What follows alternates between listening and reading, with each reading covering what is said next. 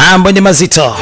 Basi Barbosa anaendelea kupambana, lakini huko akiwa anaendelea kuwaozesha ili waweze kuwa ni wapenzi, yani ni mke na mume. Patamu hapo.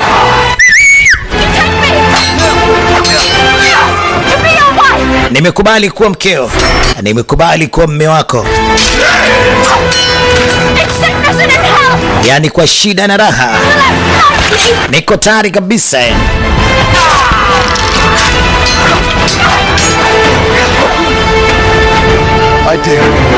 Hamna noma, nimekubali. I do. Basi kuanzia sasa natangaza kuwa nyinyi ni mke na mume. Piganeni mabusu basi.